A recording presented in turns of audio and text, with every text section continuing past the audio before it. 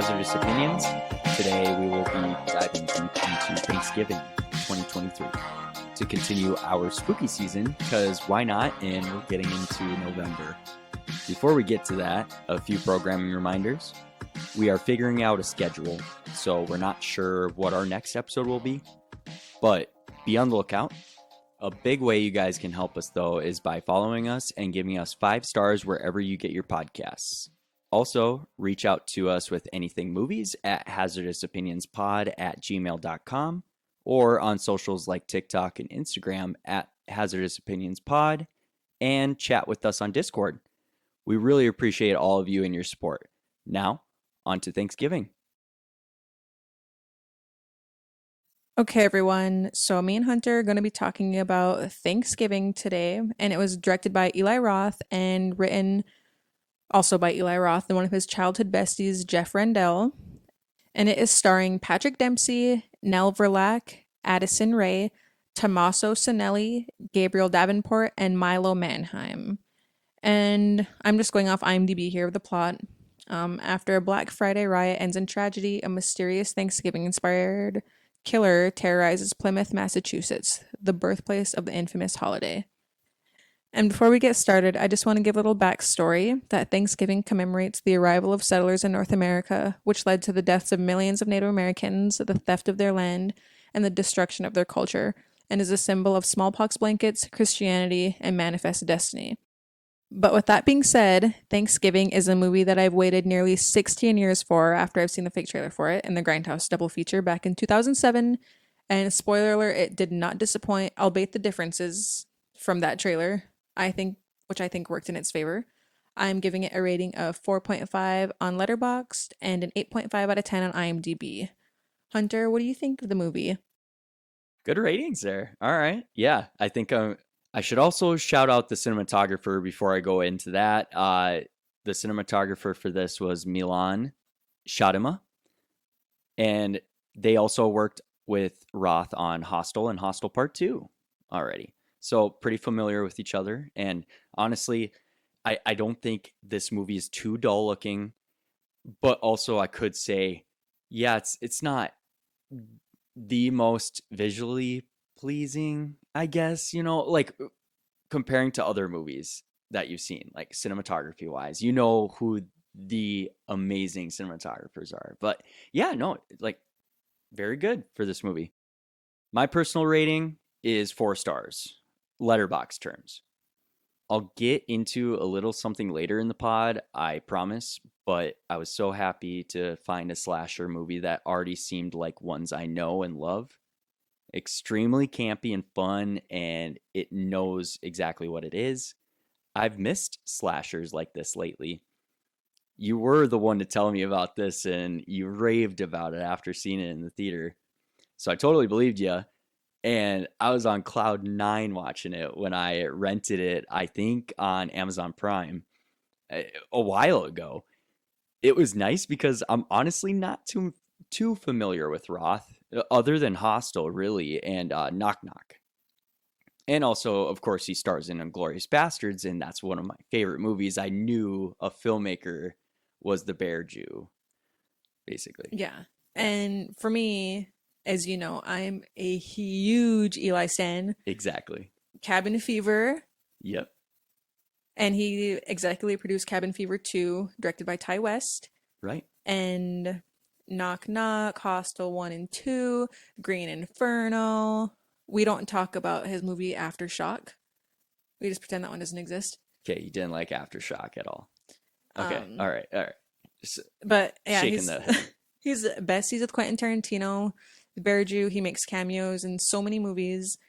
Oh, I just love him. He's one of my favorite people ever. And yeah.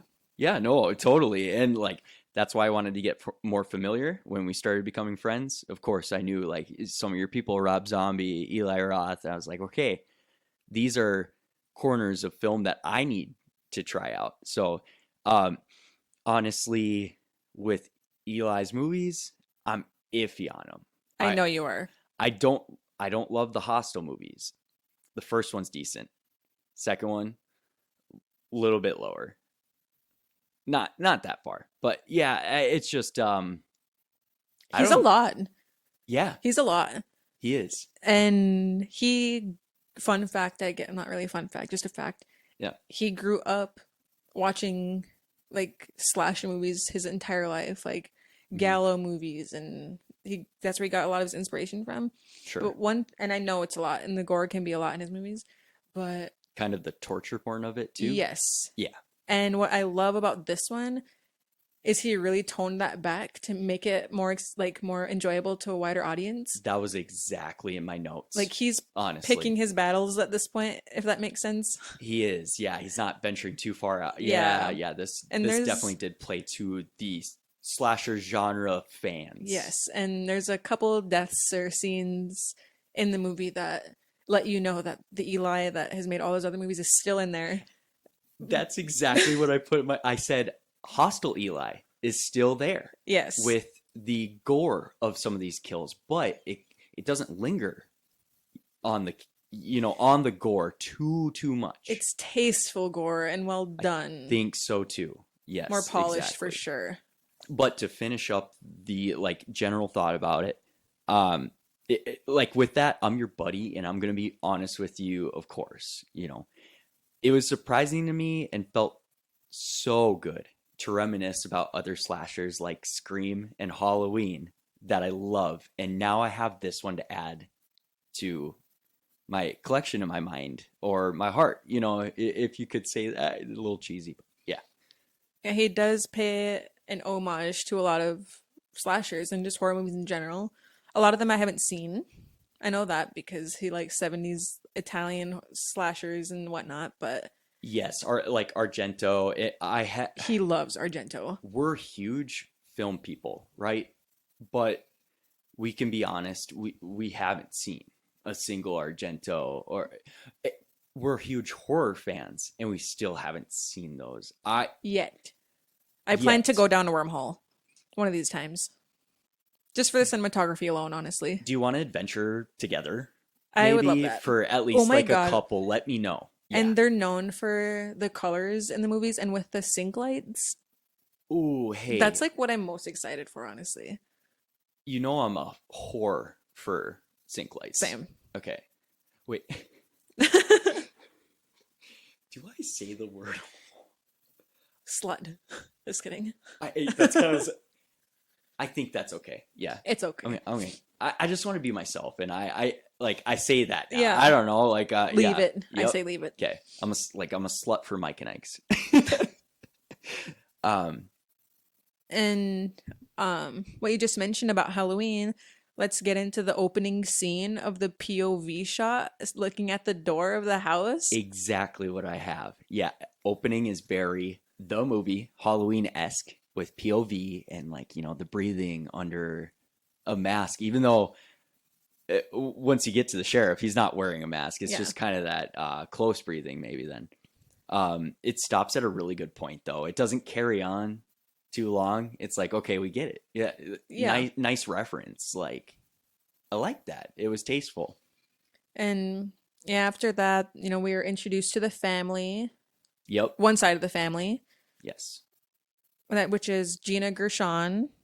Yep. Who opens the door. Who I know a lot of people might not know who this is, but she's pretty iconic to me because she's in the movie Showgirls from like the 90s. I've never seen Showgirls. I love. So when I saw her in this movie, I was like, oh, yes. Yeah. I just love her. Yeah. Played right on your heartstrings yes, already. It really did. Yeah. And then we're introduced to, they go to a different house and we meet Jess and her dad and Kathleen, her stepmom. Yep. And yeah, I guess just kind of giving little family dynamic so we know what to expect, I guess, going forward. Yeah, and I was glad it was only like we're following just two. They're part of the main pieces of this story. Mhm. So having two Thanksgiving dinners is nice. It gets right into the holiday with like set design, the decor, and to top that opening off, you have Black Friday, which is nicely woven in with Mitch having to work it and miss dinner. So out of one of the dinners, he has to cut out. And then you're kind of already sensing that something's a little off about this night and the Right Mart being open at all. kind of with Jess and her dad and her stepmom. You see the tensions already Hmm. there. Yeah. So it sets us up really well. I much rather would have been at Jess's Thanksgiving with her dad after seeing that turkey that her mom brought out. Yeah. I don't know why it looked like that. But anyways, So Jess meets up with all of her friends in this vehicle. We kind of get their little back and forth already, and how close they are as friends. You can already tell, yeah, they're a pretty tight knit group, and like this is who we're going to be hanging out with probably. So they want to get into the right mart. Evan needed a new phone because he got in a fight with a Hanover kid that got and his phone got broke. So they go in there to go get him a new phone before they go to the movies. That's right. And in the well, okay, before we get to the right mart, but so there's motivation to go to the right mart that night with the group of friends we're following. And Ashlee, I think I think you need to reevaluate something about the story here. Okay, so we just talked, and this whole time I thought Gina Gershon's character was Jess's mom. Not the case. I thought they were a broken family where her mom and dad were divorced and she had two separate. Absolutely not right, so just ignore everything I said about that being her mom. But anyways, I'm so glad I have you as my co-host. No, honest mistake. No, you're good. and so because Jess's dad owns Right Mart, she has access to the doors and stuff, so that's how her friends get in before everyone else could on Black Friday. So the friends, knowing Jess's dad owns this, they're thinking, okay, we got an in here, So they get into the store before everyone else after parking in the handicap spot and taunting the already upset mob of shoppers. My God. They're just hanging out inside, jumping around. And that guy, that Evan, Evan got in a fight with that Lonnie guy that was in the mob. So making things worse because there's already a personal vendetta there. And I was hearing the people with the heavy Massachusetts accents called massholes because they're so mean. All the ones with the heavy accents are like dickheads. And I mean, I know we'll get into this, but like Eli Roth being From Massachusetts. from Plymouth. Yeah, I forgot to mention earlier, Eli Roth is from Plymouth, Massachusetts. Hmm. And I could totally see him having a thick Bostonian accent, but he yeah, doesn't he doesn't. And actually. I actually have a fun fact about that. Yeah, yeah. So, in an interview, he said that growing up, there was like different schools that you went to, and when the schools, there's like a school that with like really heavy Boston accents, like Massachusetts accents, like that, Okay. and the other kids didn't have that. Oh, so kind of like Hanover Yeah, and exactly. compared to Plymouth. Yes, Oh, and okay. so Yeah. when they got older, the schools started merging together, and the accents that are super strong were like the tough kids Oh, yeah. growing up, and like to try to like maintain their dominance as like true like Bostoners, like Massachusettsers, I Yeah. guess.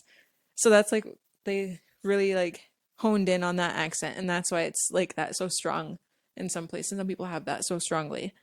Oh, okay. That's interesting. Yeah, Yeah. because And Eli doesn't have it. no, no, not at all. It's nice to like get that little Yeah, backstory from him. And him and the writer being best buds, they both grew up in the same yeah, like suburb or whatever of yep. Plymouth. They're same age, grew up as best friends, and Eli Roth is Jewish. Sorry, not to get off topic here. No, you're good. Yeah. Um, Eli's Jewish, so he really couldn't care less about all the Christmas movies. So that's why he was like anything after October was just so boring to me. I couldn't like so he needed something. So since him and Jeff, the writer, Yep. one of the writers, were kids, it was like an ongoing joke that they would just always think of Thanksgiving themed deaths, Mm. Thanksgiving themed everything. And so yeah, it's been like in the works pretty much since he They was like were a kid. I It's been know. like a passion project, like wanting it for so long. I've heard that same thing in another interview. I Yeah. think like on the Big Picture with Sean Fennessy. Oh, Yeah, yeah. He interviewed Eli, and that's where I kind of got that. I don't think I listened to that You one. should, yeah, I'm yeah. definitely Check it going out. to. Yeah, Sean has good questions as always, but But anyways, um, yeah, yeah. No, just awesome. Like they're wondering why the hell isn't there a good Thanksgiving horror movie? yep. And we'll get into it, but they handed it to us here. I do gotta say, morals are really dipped into, and wow, like so many, so many despicable people in a horror movie reminds me of something like Succession, slightly, but you love to hate them. My reading on it could be due to me not understanding New England culture, but kind of like you said, massholes, like how rude they are and kind of the culture there. We're known as North Dakota nice, right? I don't think that's sorry to everybody. Sorry to everybody listening that knows us and lives in North Dakota near us, but yeah, North Dakota nice, it's not really a thing, honestly. People need to get up here and actually see what it's like, but yeah. Okay, anyways, going on to the tragedy. Oh man, the ramp up to the tragedy in the right mark. Everybody breaking in. Yeah. It's very Dawn of the Dead. I haven't seen it in a while actually. That was definitely an homage to Dawn of the Dead with the people standing in the store and Oh, all like the crazy crowd, big crowd outside the doors trying to break down the glass. I can see that. For Okay. sure had to have Okay. been. Yeah, I got to rewatch that sometime soon. Um, Not a huge fan of zombie movies. That's just me. okay, well you need to watch Dawn of the Dead Yes, 2004. I do. But Yep. um Anyways. but yeah, they break down the glass doors and the first death we get is the guy's throat getting slit on the broken glass. What's worse about it too is you see him like get to it and then somebody shoves him across the glass, just slicing the side of his neck. I It know. y- the thing about this tragedy in the Right Mart and the Black Friday like mob and some of these deaths, you can actually see it happening. Like it is practical. We just haven't seen it before. Like, oh my, Well, I mean, opening a Krampus. Oh wait, you mean in real life? yes, Oh, I was gonna say it's in kind of. real I was life, gonna say the opening of Krampus has a crazy Black Friday scene. yeah, which is awesome. Yeah, But really fast, the guy that got his throat slit, yeah. I thought it was so funny that even though he was like bleeding out, like blood squirting everywhere, he went to go grab the waffle iron, and then like falls over, and then some girl comes by and snatches it out of his hand. Consumerism in Yeah, America. Look at that. Yeah, no, like that's what really adds to the dark comedy of this as well. Yeah, like all these deaths, it's just like your jaw just drops. You're like, oh my god. And it's kind of funny when you think about it too, because of how we are as people and what people do on Black Friday. Like, yeah. You spend the day before that being so thankful for everything, and then you're ready to like trample people oh yeah, like that night for items. I'm getting that freaking microwave before you do, or Yeah, like, something like that. Yeah, that last item. Yeah, it's insane. Thank God I have never taken part in one. Honestly, I don't really know what it'd be like around here. I don't know. Probably, definitely not to this extent, no, but things have changed since you know. for a while. And But by this extent, I mean like the crowd of people and like just getting really angry. Not the violence or anything, but yeah. um, so we also have uh Jess's boyfriend Bobby, Golden Arm Bobby, get his arm stepped on and snapped in half. Oh my God, that just makes my heart drop every time. And it like the camera doesn't really cut either. It's just on it and it just fully bends. It's crazy. Yeah, and then the obvious terrible one, the last one that we see, is Gina Gershon's character gets pushed down and scalped by a shopping cart. And it's this little dinky wheel on it. Have you guys ever been taking a shopping cart through Walmart and there's one of those little dinky wheels that's not working really right? It's like, how can one of those take? But it's Jesus. And it was pushed by the lady with a thick accent, Yes. Lizzie, who we'll get to Yes. later. Yep, the waitress. Yes. Yep. This tragedy really plays into my fears of claustrophobia and being a people pleaser too. Yeah, cannot do it. Absolutely not. I know what we said about North Dakota Nice. It is not. I'm not that way because of North Dakota. Um, it's so played up. This whole sequence, like, of course, there's wacky shit that goes on, but it's a very effective and will stand out in your mind for a while and not leave you. I can tell you that. We also forgot to mention the security guard getting trampled underneath the door after he takes Xanax. Poor guy. Oh, that's right. Yeah, he goes up to the other security guard. He's like, "Want a Xanax?" You're right.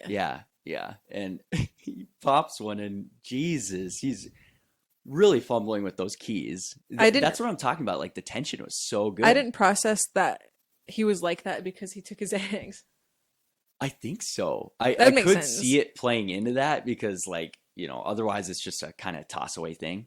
But that's kind of funny. But yeah, then Mitch sees his wife on the floor after his shopping cart. It was a really sad scene for me to watch. Holy shit! Well, I mean, I know your personal connection to her a little bit from Showgirls, but No, like, just I couldn't actually, imagine. Mitch seeing that, his reaction, and then I mean, even you get the sheriff's reaction. It's just sad. I love that title card cut though, with him just raising the gun, shooting. Turns red, and Boom. then you see Thanksgiving title card, which is the same font from the fake trailer in 2007. Oh, is that right? Yes. Oh, that's cool. Okay, I didn't know that. Okay, then after the title card, we get this YouTube clip from Evan. 1 year later. Yes. Okay, so we skip time. 1 year later.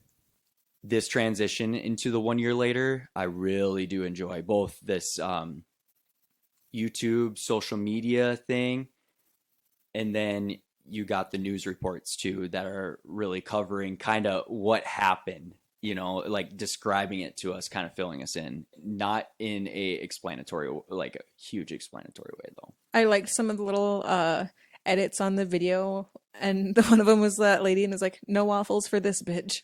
And like, Oh my cut. God. I didn't notice that Yeah. one. That's funny.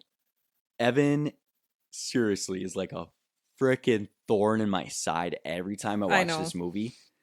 I despise the guy. He parks in the handicap spot. He's being an asshole to basically everyone, even his girlfriend that is good looking and nice.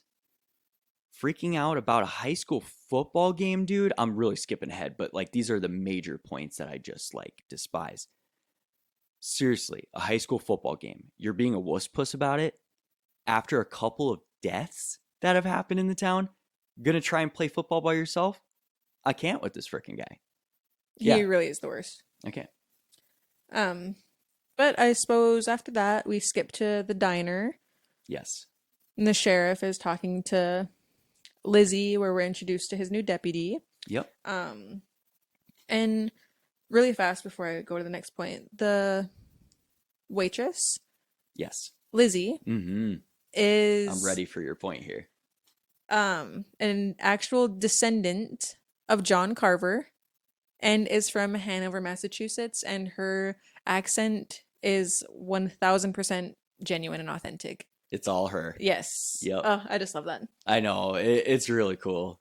She But played that part well too. I agree. Honestly. I'm glad they had her. But what we're first introduced to the mask. Yes, the John Carver mask. So What do you think of the mask? the John Carver mask is pretty cool actually. Like it fits with the Thanksgiving holiday easily, pilgrim, and it's very simple.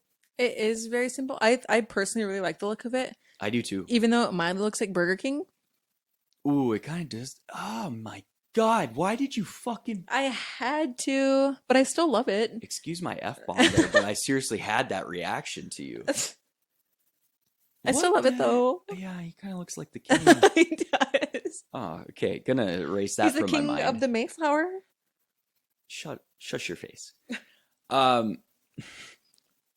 Oh yeah, and when like the friends are kind of talking, I think they do No, the nerd kid comes up to the group of friends at the table and he's talking about the Makati potty.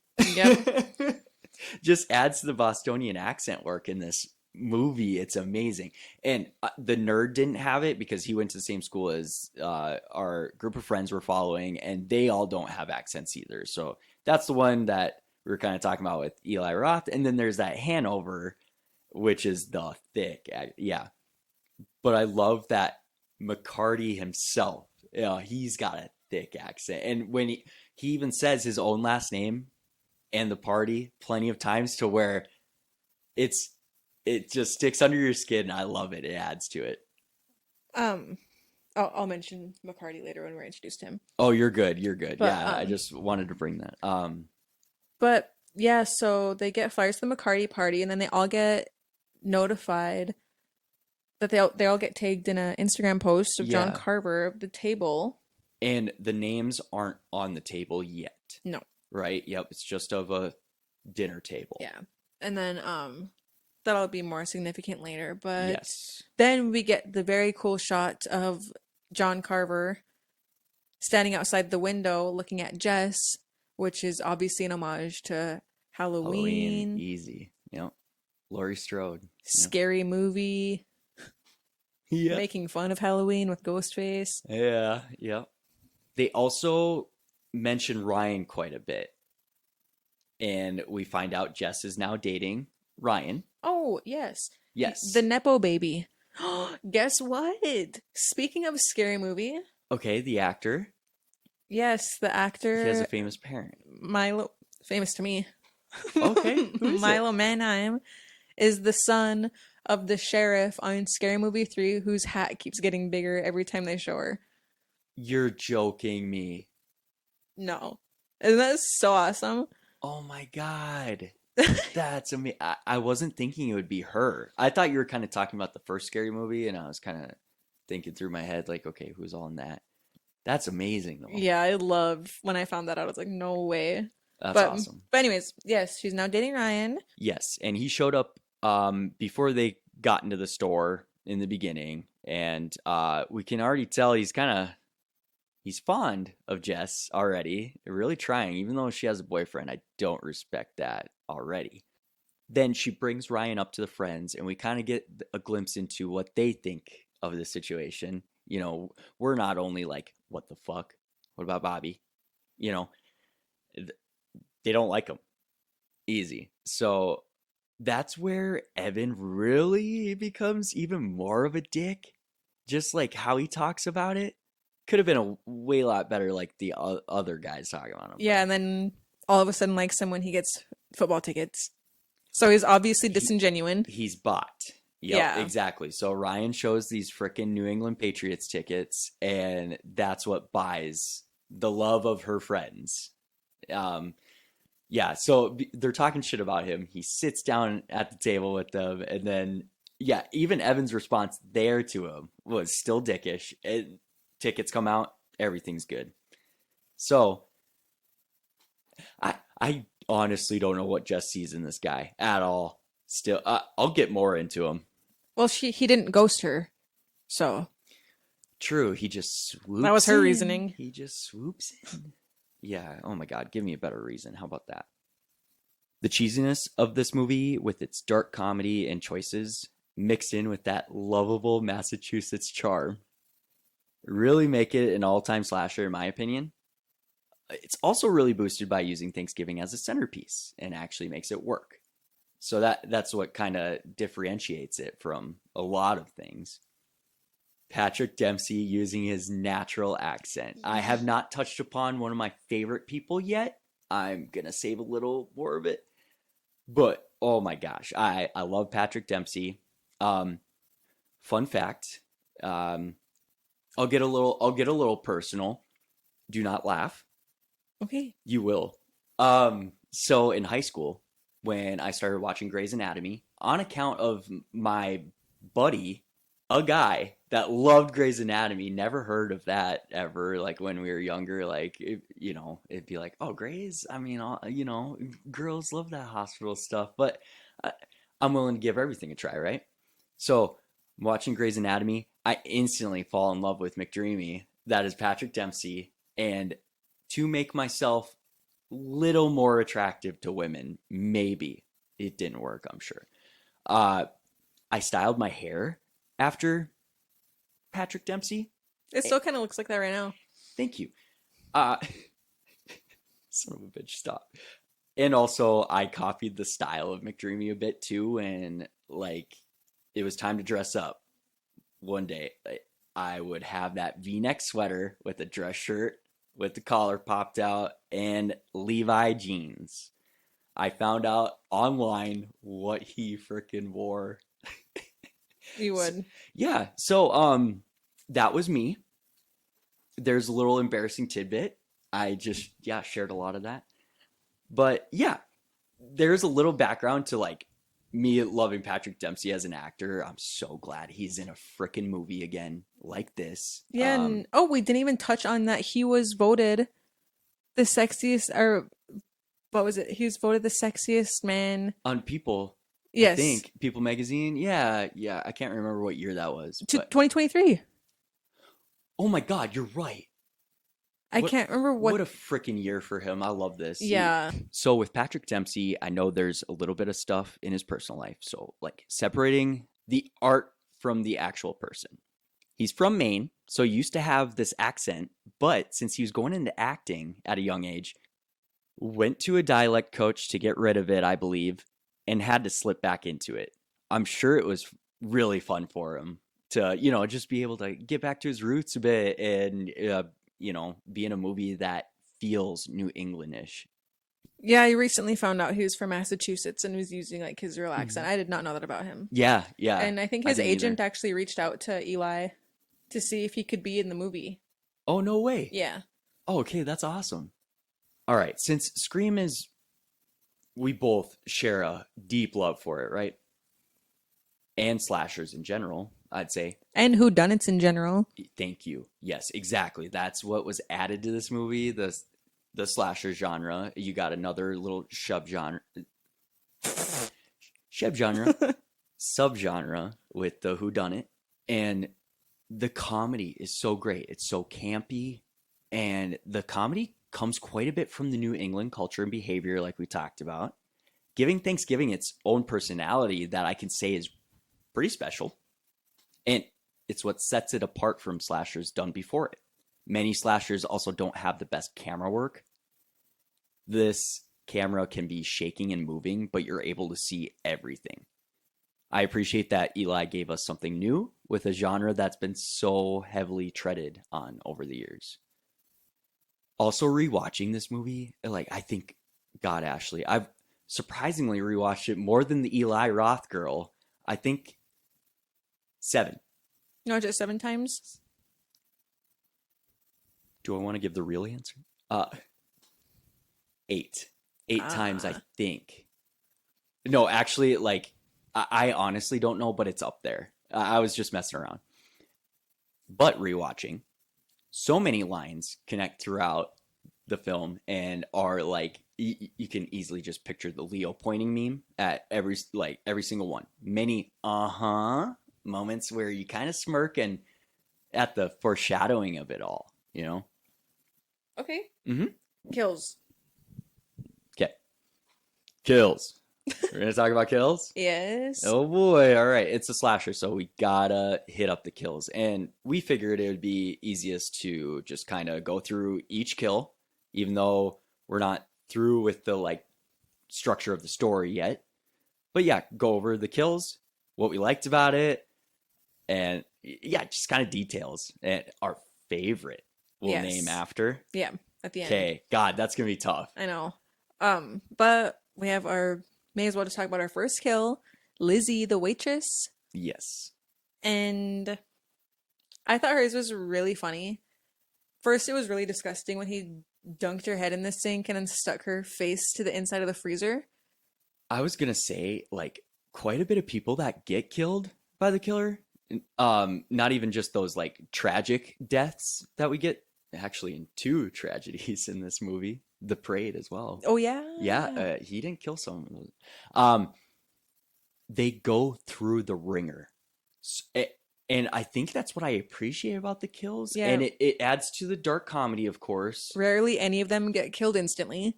No, they're like still running with wounds. I really like that instead of just the chase. And it's like, oh, you're like throwing over shit obstacles so the killer can't get Yeah. you, and just keep on running, and then the killer gets to you. It's like the killer gets to you, you get away, killer gets to you again. It's just unrelenting. Yeah. Yeah, it's awesome. I thought, In a movie way, by the way. I don't oh yeah, enjoy yeah. watching people, like, we know this is just art and having a good time. That's it. With Lizzie, Yes. I thought it was really hilarious that she was trying to unlock her phone and she couldn't because of the blood, and her face was all fucked up from being ripped off the freezer door that it wouldn't recognize her face either. So she was just like, Exactly. So you got the unrecognizable Face ID, and you also have a bloody ass thumb because I think her hand was also on the door and ripped off some skin. I think that's why there is so much blood, and it's probably covering the camera, and you can't swipe anything anymore. can't say she didn't deserve it. I mean, she was one of the worst people in that tragedy. So she was the one pushing the shopping cart that got. Gina Gershon's character. I can't remember her Here name. we go. No, I do. Kathleen. No. No. You'll make an excellent. You'll make an excellent dinner, Kathleen. Fuck. No. Is that any way to thank Kathleen? She's been cooking all day. I know. Amanda. There we go. Because he's like, Amanda was pretty convincing when he said, "Oh, you got out of your man cave." Okay. I'll talk about that later. But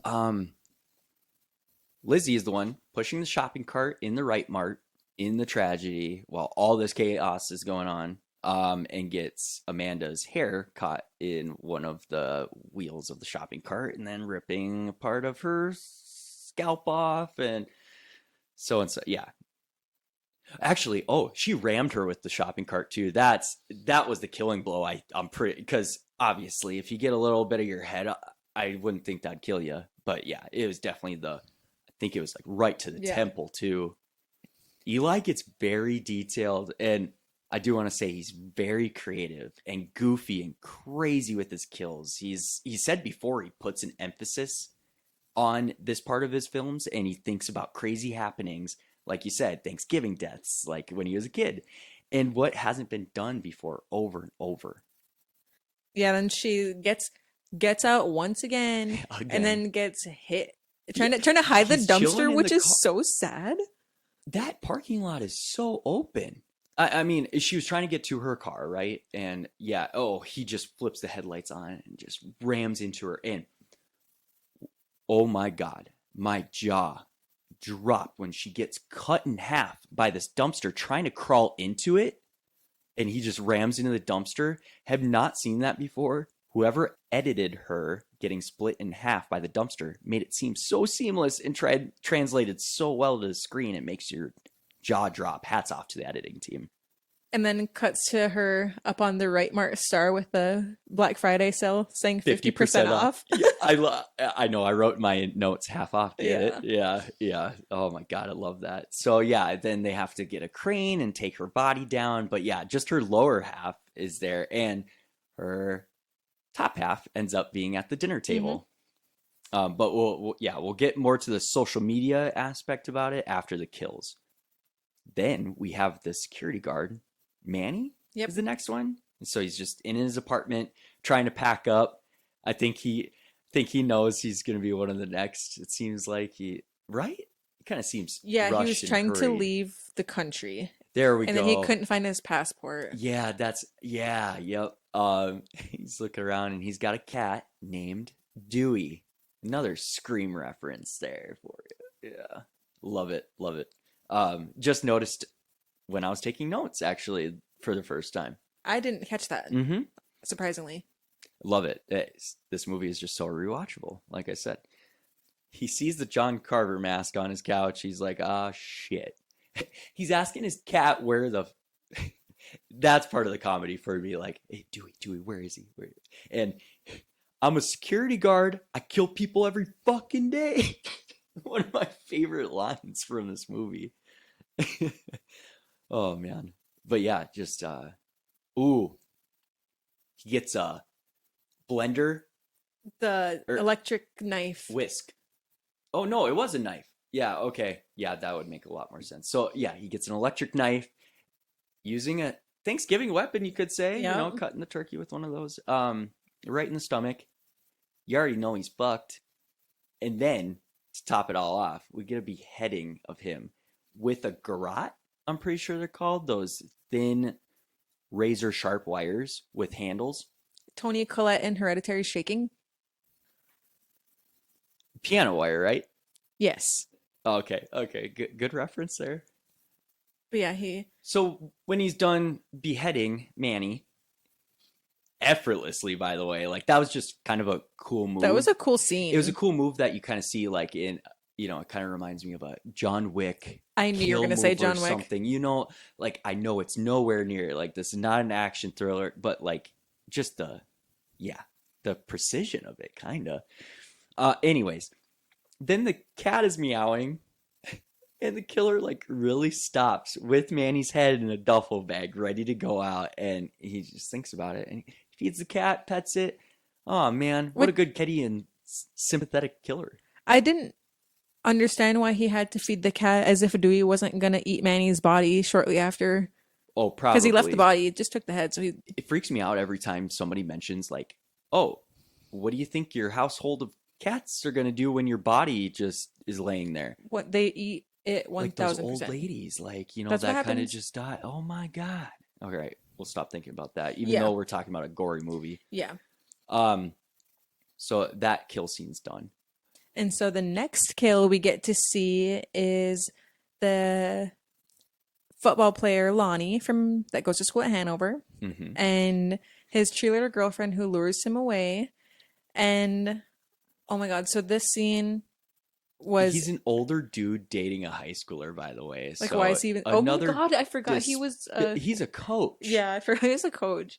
He's another despicable character in here. And oh my god, though his accent kills me though. Yeah, Like he's an really asshole adds for to it. sure. He is. His yelling is just on point.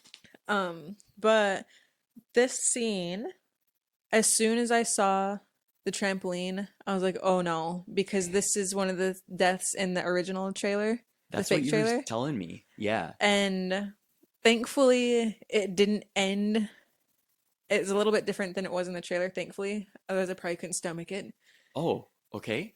Um, What happens in the trailer? I still haven't seen it, but oh, you I do haven't? want to watch the trailer now. In the trailer, there's the cheerleader who's doing like a strip tease on the trampoline, Okay. and she Like does, Lonnie's girlfriend. yes, and the knife goes up and she does a split on the trampoline. Oh, I saw an image. It might have been like the poster for the trailer or something on Yeah, Letterboxd, and it's that I image.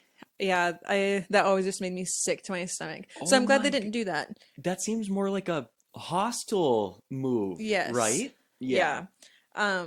But I really liked this scene because the way Oh it my was God. set up, Yes. and Lonnie's sitting there, and the carver twists his head completely backwards, and his girlfriend is jumping and doesn't know that because he's facing her as if he's watching her, but his head is completely turned backwards. Right. And the lights that are coming down are only on her and the trampoline. True. A nice spotlight. It was Yep. just a really cool scene. I like the way it was shot a lot. It moved really seamlessly, I felt. Like it didn't linger on the killer before him twisting Lonnie's head around at Yeah. all. It was kind of just boom, and then you're just waiting for the cheerleader on the trampoline like, It was really disgusting when she split half of her foot open on it. "Oh my god." Roth really made Lonnie and the cheerleader memorable enough from the encounter in the beginning to have this payoff, Hmm. thankfully, I felt, even though they were not in the movie at all other than those two Yeah. sections. And that was one of the main kills in the trailer, so it made sense that they were like it was really memorable because it was one of the most iconic kills. And Exactly. Yeah. there's only 3 kills from the Thanksgiving 2007 trailer that happened in the movie. Oh, okay. Okay. Only 3. All right. So yeah, a little bit of difference, thankfully, and like adding new stuff. This trampoline kill, definitely in my Hall of Fame for kill scenes, honestly. And in a slasher or anything. It's just, yeah, Roth's demented mind thinking this up. Did It's the carver kill her, or was it gravity and the knife? Was he just holding the knife? he was that's the worst thing about the trampoline scene is she's seriously still bouncing and the force of the knife is going through her because she's bouncing up and down. It's It's horrible. really It's like, yeah. like, I mean, Jesus, imagine playing popcorn and that happening. My God. Oh, okay. Also, what I wanted to say about this compared to Hostel, not a lot of sexual stuff going on in this movie, which I really enjoy. I really I appreciated that really, too. other than her just doing that little striptease, it maybe showed a butt cheek of hers gone. Yeah. That was it. Like, that's it. Yeah. And Eli's like known for, he's kind of a horn dog, honestly. I know. That's what, yeah. But yeah. That's Yeah. okay. Yeah. I still Hey. love him. Hey. What? Hey. Hey, Yeah. he grew up watching grindhouse movies and like just the most graphic slashers, so that's like, Very true. And European stuff can really be little more forward than our stuff, yes. you know? Yeah. But Yep. So amazing kill. Love the trampoline kill. Now we have Yulia, yes, Yulia. And one of the friends in the group, and she's dating Scuba. Her dad pulls her right after the football game is canceled, and they're rushing home. They're gonna move to Florida, apparently. I believe. I supposedly, mean, yeah, just that could be a lie. But a lot of people say Florida too when they're trying to get out of somewhere. It's funny. Um, and her dad, it's got a thick Russian accent, so like awesome, awesome little addition to this. It's so removed from New England culture, and you just plop a little bit of that, and him listening to Russian music while this is going on. So Yulia's dad is packing up all the shit. They have a cop looking after them as well, and Yulia is packing up whatever she can pack up in her room. on FaceTime with Scuba and Jess. Yes, in front of her mirror, and yeah, the Carver killer comes into the house. This is a question I had for you. Do you think he tranks people, or are those like poison darts and he's killing more people I with that? In this instance, I thought it was a gun with a silencer, Really? but I Okay. guess now that Because you say that, I'm you not see the dart. sure. I'm pretty sure you see the dart. And Because also he uses the same gun to shoot the kids, the high schoolers, in the vehicle before bringing them to the yeah, table. So yeah. so I don't know if he trained. I don't. Good question. I don't know. I Okay. assumed he killed the cop and Yulia's dad, Oh, okay. but maybe he didn't. Okay. After rewatching, I think it's Tranks. I want to Okay, say. But anyways, Tranks, the cop, and her dad. Couple good fake outs here. they had some good jump Misdirection. scares. I know. Yeah. Just this house was a cool setting too. I really liked the house. And especially the remodeling being done adds to what happens at the end of this sequence. Yulia's calling for her dad from upstairs, and she is cleaning her ears with a Q-tip, which, hey, I do too. She's still FaceTiming Jess and Scuba. Then she pops back up. The killer jams. What are those? It's like a corn cob holder That's what I call him. pieces, right? Yeah, two of like that go in each side. Those go into her ears. Holy shit. My ears hurt from just watching. That's like such a terrible fear, even with like a Q-tip or anything going in. No, I know. And, after that happens, she falls to the floor. Scuba and Jess are freaking out on the phone, seeing Carver do this, which, God, he really messes with the high schoolers. It's bad. Jess and Scuba, like, get in their car, drive there, of course, while this is happening. But Yulia's crawling on the floor, down the steps. Carver grabs her, and the ringing going on in her ears. I thought that was a really cool aspect where Yeah. as soon as she pulls the corn cob holders out, Yeah. it's just like a ringing. I thought that was like really Really cool. cool. It added to the scene for sure, and like it's just what is going to happen here type of feeling. Do you think her eardrums actually like were pierced, and that's what was going on? I Because don't those look know. deep enough. Yeah. Ew, do you know what I just thought of? Yeah, yeah. I know you didn't care for Cabin Fever, Okay, 2002, also by Eli Roth, right. but at the Oh end wow, of I that totally one, forgot to mention. Yes, I just watched that this year, so my bad. Yeah, I am familiar with that movie from Eli because of you. yeah. Hmm. But um at the end of that one, the guys from the gas station go to try to like do damage control at the cabin, and one of them gets a screwdriver stuck in his ear. Oh, that's right. I Ew. forgot about that part. Oh man, Eli that's is definitely sick. deep enough. Yeah. But anyways, Yes, Carver grabs her before she goes down the stairs. Then it cuts to Scuba and Jess showing up, and he's got her at knife point. Really good idea of the killer to hold up the rest of their friends being held too. Like they were kind of really in a hard place there, and like, what the hell do you do? And Carver pushes Yulia onto the table saw, and it just goes right through her side and opens up her stomach and everything. And you know what I like about this scene too? Scuba holding her after and his reaction. I don't like a lot of reactions in movies to stuff. I know it's a movie and you can't be super realistic. Like I preach that all the time. Like it's not real life. But just human behavior though, I could think of a different route to go and he was just in shock. Like, what do I do, Jess? What do I do? Like it was the sad. actor played it pretty well. I thought for that little scene, and I've never seen the actor before, so hey, kudos to him. The outfit she was wearing, you can cut this out, but the outfit she was wearing reminded me of Tracksuit like Mean Girls. thing. Oh my God, Regina Regina George's mom. George. Or Regina Yes, George, both of them. both of them. Yeah. Yeah, because I think Regina has that baby blue, same like color And her one. mom has a pink one. Oh my God, Tina Fey. Yeah. Yeah. Yeah. Amy Poehler. Fuck me. They are besties though. I should retire from Hazardous Opinions. Um That that but was a mistake I don't normally make. we it's okay. Thanks.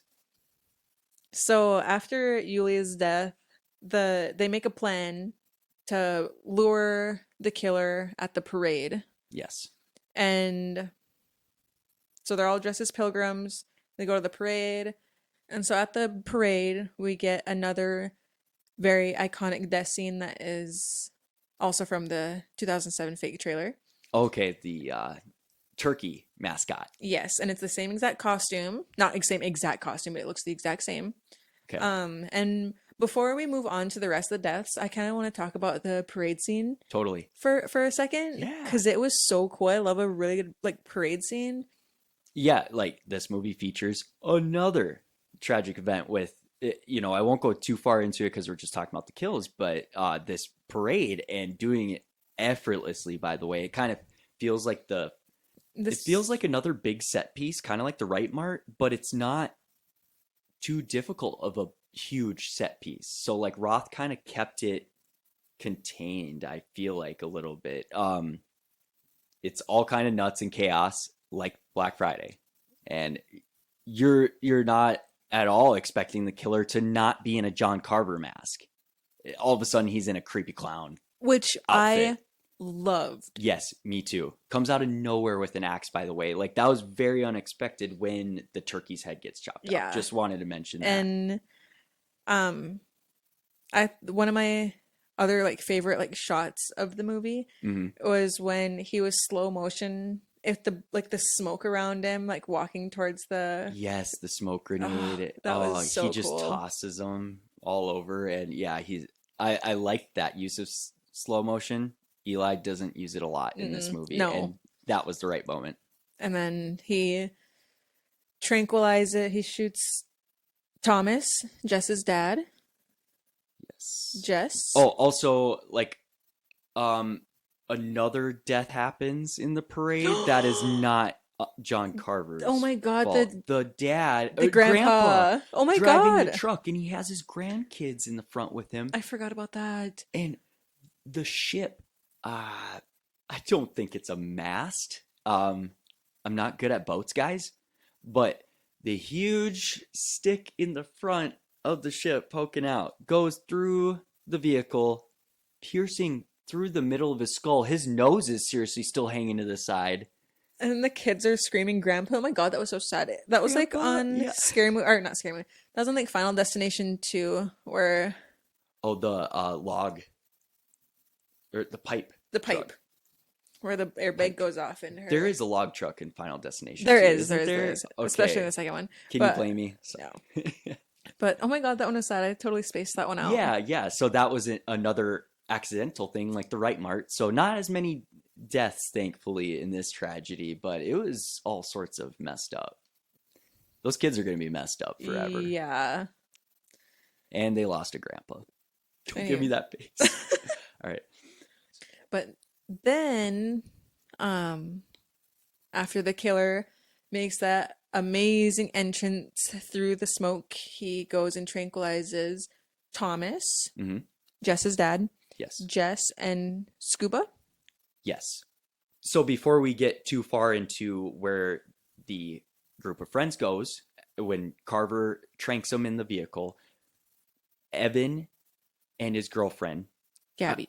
Gabby, played by Addison Rae, they are taken from the high school. And we'll touch on the high school sequence more with Jess running away from the killer and everything.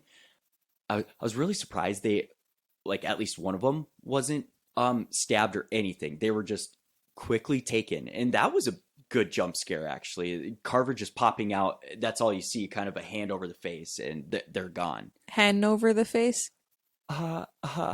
Excuse me while I laugh. That was good. That was good. I mean, I'm not that clever.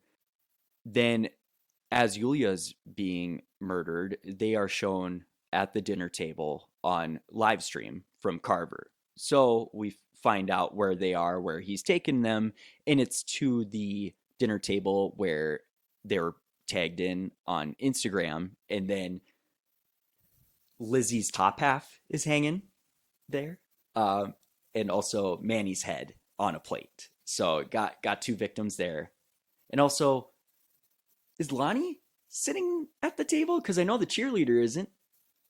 Because I know where she is right now. Lonnie's also in the house. That's right. He's Because he his falls over. body's laying. Yes. Okay, there we go. Okay. So before we keep going on with the kills, we should touch on some of the plot points before that happens, just so we're not so messed up with the plot. We'll save the last third of the movie and kind of just group it all together, and there will be kills included into that. So that's where we're going now. So we'll go to the school, and that's after Manny's death. After Manny's death and his head's taken, they get tagged on Instagram again with the table, and this time Lizzie, the waitress, his upper half is there, and Manny's head Just chilling. chilling and Killing. yes. And the caption on that picture is "White meat, dark meat, all will be carved," which is a quote from the original trailer. Sorry, I'm just gonna make all the references to the original trailer because You're good. I've been, yeah, I have to. It's embedded in your mind, of Yes. course. Yeah. Yeah, and then there's like a little brief scene where, just really quick, Jess and Bobby meet up, catch up. Yep. They talk about the lost footage from Right Mart Yes. the night of Black Friday. Yep. And And they're they gonna- also talk to the sheriff, kind of give him a little info as to what the other people could be in the footage, Yep, like Lonnie and the cheerleader. correct. And Ryan talking to the security guard. So now Ryan could be a suspect. Yes. Just going through stuff. We do find out he was just getting Adderall. Yes. But good little red Red herring. herring. Yeah. But let's cut to the school, and we go to a hilarious scene of this student reading a paper, Get a peek into the everyday life of Yes. these kids. and he's like, and I won't be celebrating Thanksgiving ever again. And he starts crying and lifts up his shirt and just has like a ripped six pack. And his name's Chad. Yes, and his name is frickin' Chad. He's got these two girls just oogling over him too, and like rewatching, I saw one of the girls peer down at the abs as soon as he lifts his shirt up. So that's so funny. And that scene is like so unnecessary, but It so hilarious. And I'm so glad it's like in the movie, I just am like too. because Yeah, it served nothing to the plot. Like, but it doesn't deduct anything. I love it. So might as well. Yep, I agree. Oh, also, Evan reading off the report. I love that a nerd in a movie doing a jock's homework gets some great victory with public humiliation instead of just giving in and doing the homework. That's a nice little side thing in the story that wasn't needed, but I enjoy that too. That was beautiful, Evan. I enjoyed hearing you read it as I enjoyed writing it for my blog. What a reveal from the teacher. Oh my God. I was just like, shit. I didn't feel I bad liked for what him he was though. saying though. Yeah. Yeah. Hey, yeah. Take some notes, people. Also, for writing with these high schoolers, since we're at the high school right now, Eli Roth consulted his teenage daughter for research when doing the dialogue for all the younger people in this movie. Like, what a smart move to find out what people around our age are saying or younger. I mean, God, we're getting old already. Really adds to the realness of we're being thrown into a situation with high schoolers, kind of, even though it's not totally set in reality, of course. One thing I kind of like about, and not all slashers do this. Obviously, old slashers, there's no technology, no cell phones, no nothing. Mm-hmm. And some modern slashers, it's hard to get around. Like cell phones seem out of place because a lot of situations can be avoided with like cell phones. Very true. So like Yeah. it's like a weird thing, but I think in this one it plays really well. And like the whole Yes. social media thing, and it's being used in a really smart way, and it's really utilizing like the technology, if that makes Definitely. sense. Yeah.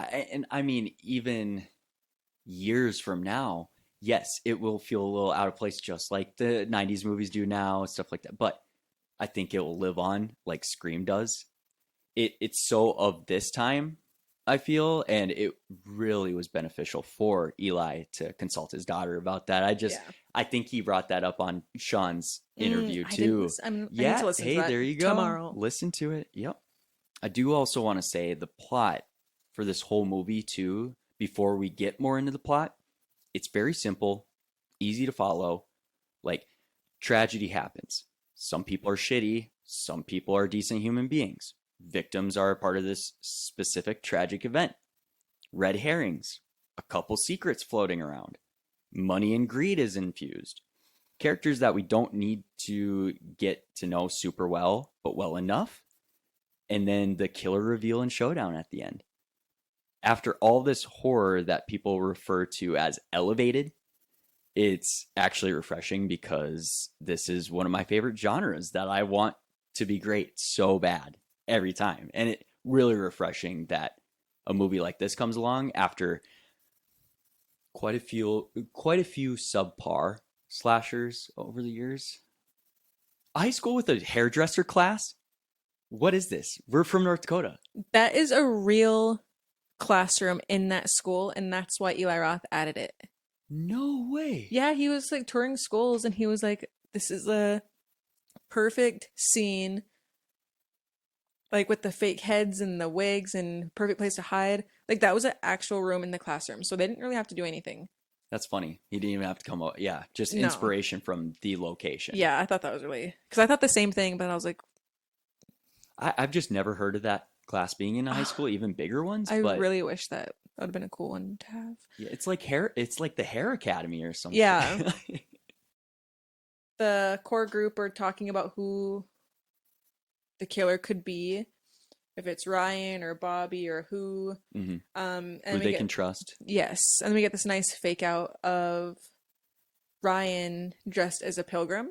Yes, getting ready for the yeah. Yes, and then you find out it's just for the parade, but still, it was a cool fake out anyways. Yeah. And Bobby goes to like intimidate Ryan, kind of scare him a little bit because he thinks it's him. Then I suppose we could skip ahead to the football game being canceled because Lonnie and the cheerleader were murdered. Yes. Okay. Then he got Evan's little bitch fit, I guess. Should I say bitch? Yeah. Hissy fit. Throws a little hissy fit, like I mentioned earlier. I won't go on about it, but and Scuba's trying to calm him down. Then we have Evan and Gabby walking into the school alone. Don't know what they were doing. I don't know. But then John Carver pops out, grabs him. Then Jess enters the high school trying to look for him, obviously. Jess is trying to call Gabby. She finds her phone ringing in a bin, and Carver pops out. A chase ensues. I do really like this high school chase. And this is kind of what I was saying with the camera being a little shaky as Jess is running.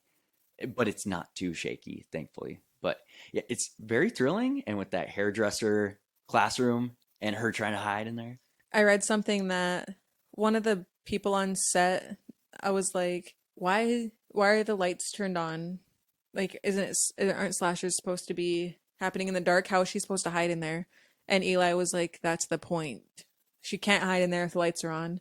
So he wanted to like get away from like the like slasher trope of like hiding in the dark and have it being like completely lit up room. I like that. Which is scary because you can't hide in a room like that, really. No. Yeah. Which I thought that part was, I like that. You're kind of cornered. Yeah. Yeah, it really adds to the anxiety of that chase scene, which it's an effective chase scene, which is what I like. Obviously, don't know if Jess is going to actually get harmed or anything, but still. So after the chase scene, Jess ends up getting away from the killer and they cancel the football game. And I thought it was really funny that when she comes out and Bobby, her ex, comes and puts the jacket on her back, and Ryan comes up, her current boyfriend, he immediately throws Bobby's jacket off her and gives her a hug. I thought that was so petty and funny, but gosh, the little tiff between those two, it's like, yeah. But then after that, we are at the McCarty party. The McCarty party. I probably did that so bad. So well. Thanks. Oh my God.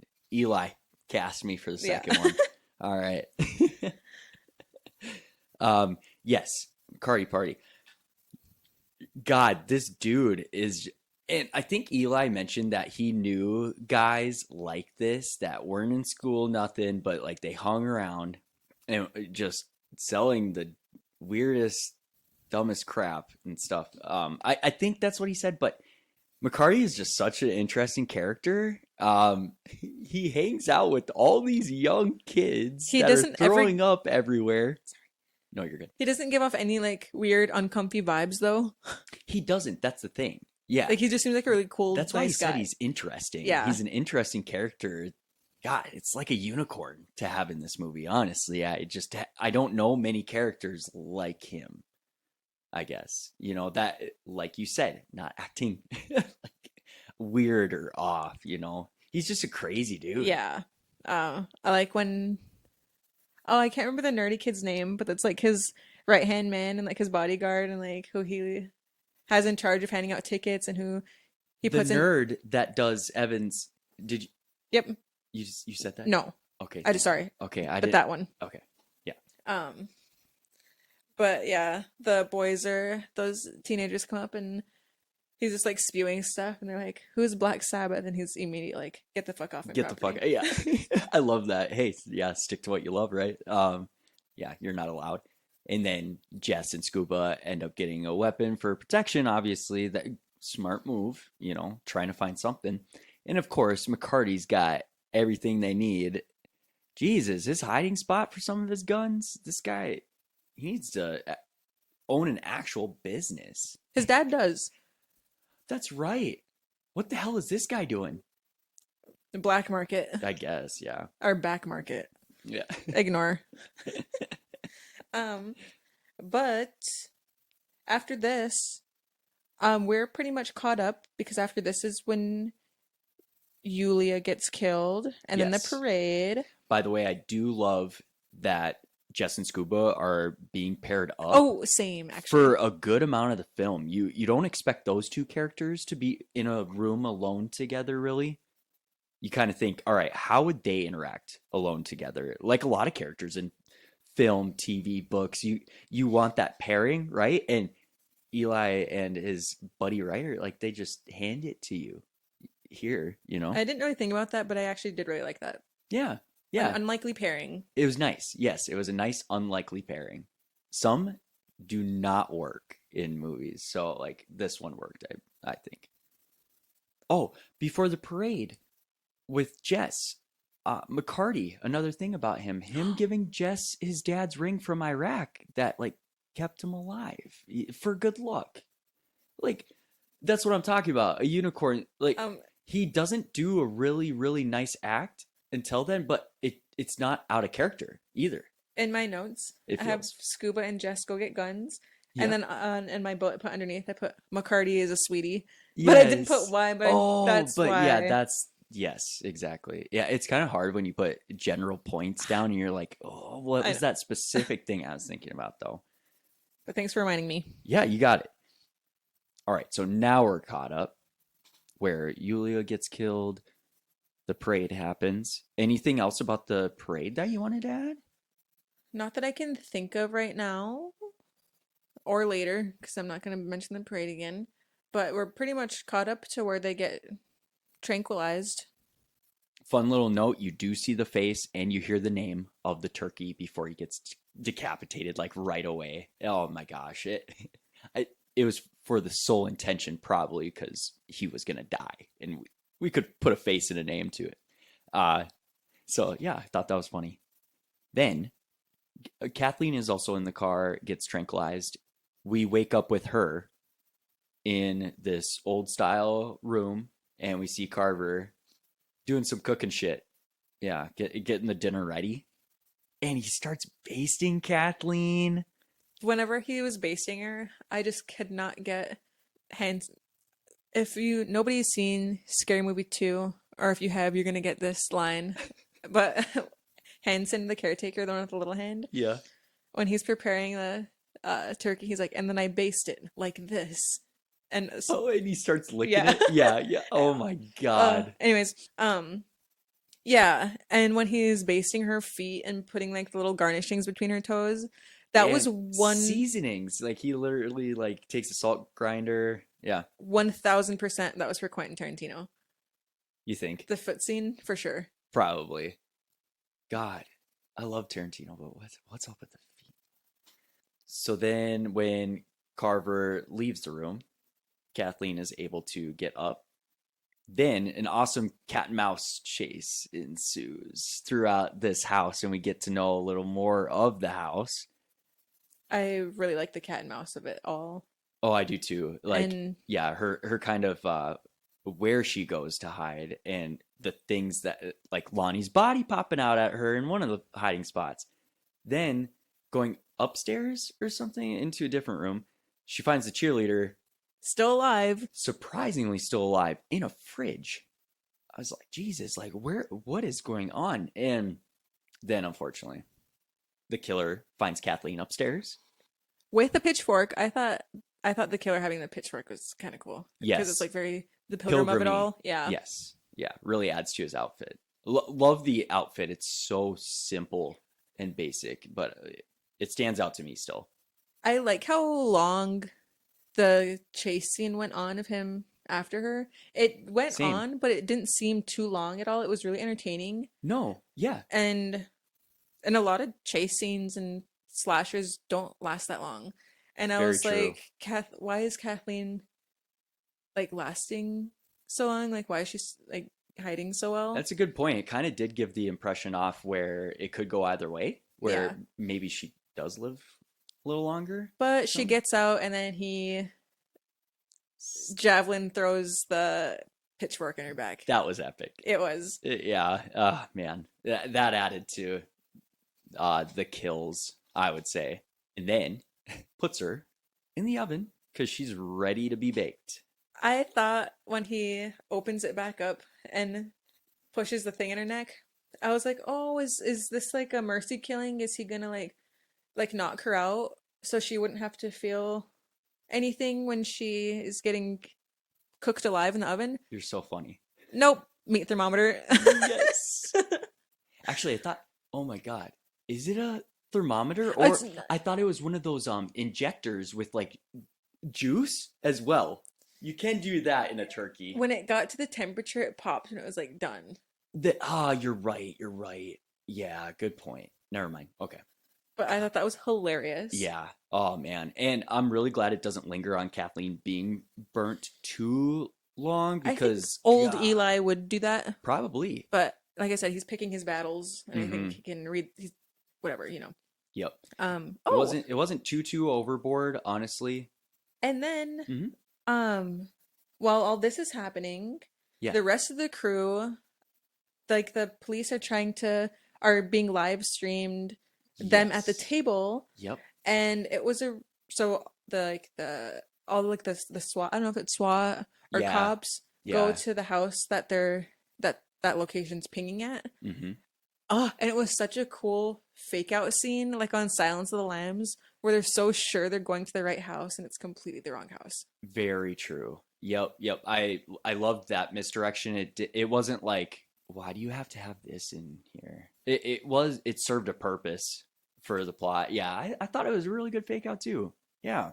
Oh, and it turns out that phone that was pinging at that location they went to was actually filming another screen for where they actually are at. It was an elaborate It was. Yeah. So basically, he's got two phones. so we cut to finally we get them all around the table, Yes.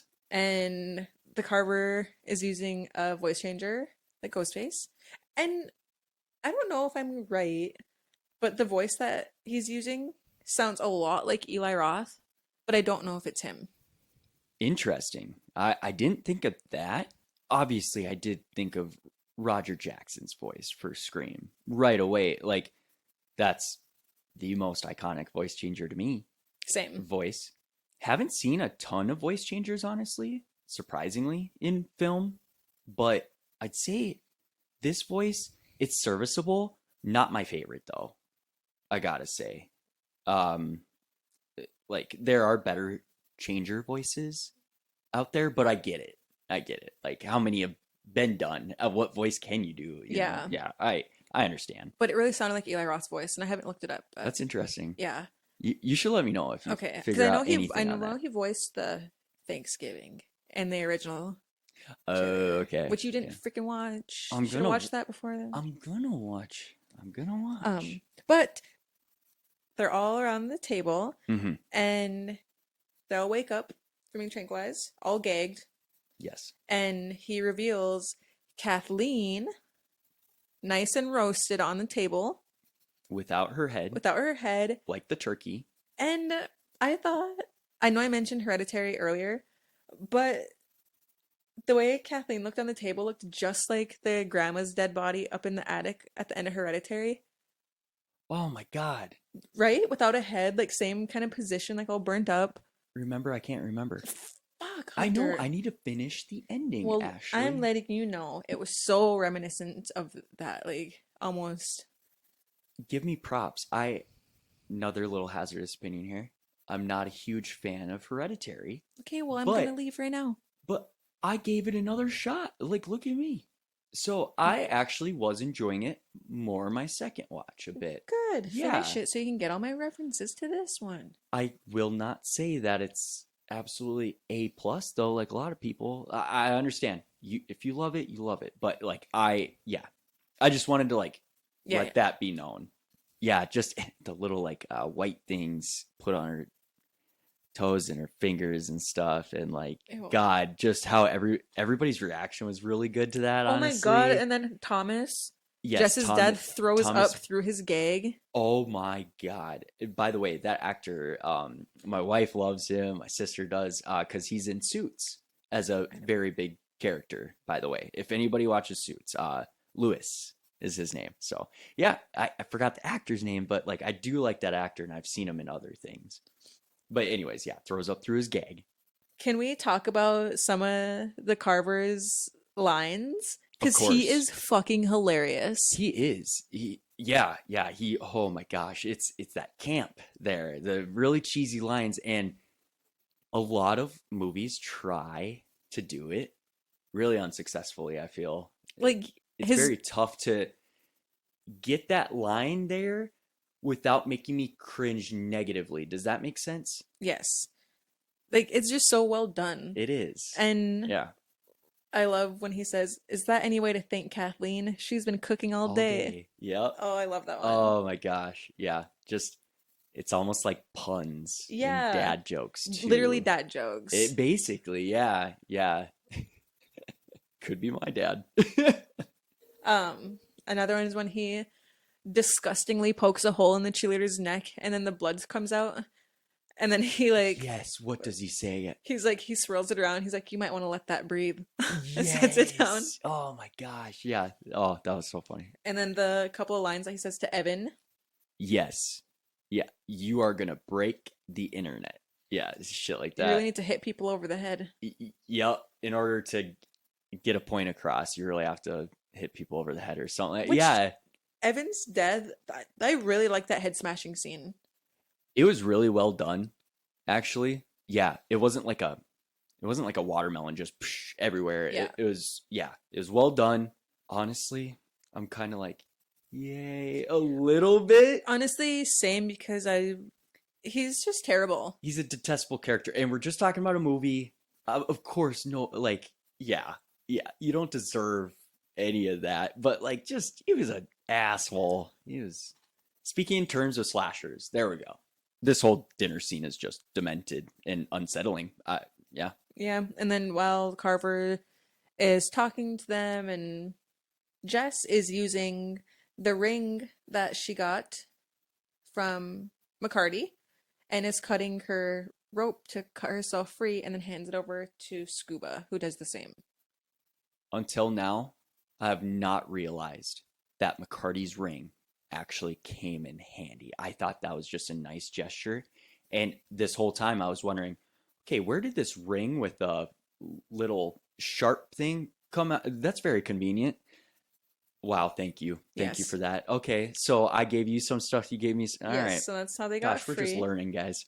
Yeah, I thought whenever they ran away, the scene of the killer breaking through the wall in front of them was a cool shot. That was really cool. Yeah, it was unexpected for him to jump in front of him like that instead of around a corner. It was just right through the freaking wall, and he's not even Jason Voorhees or anything. He just, yeah, old place, so I could see that happening.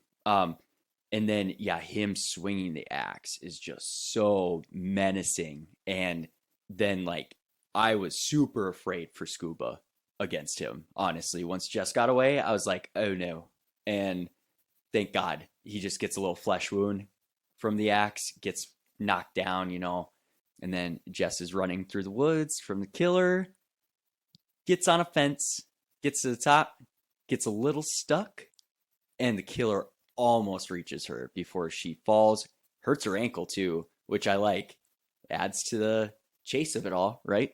Then we see Sheriff Eric, my boy Patrick Dempsey, on the ground right by his police car, and looks like he is bleeding out of his head. I was like, fuck me. Was that before or after she sees Bobby go into the building?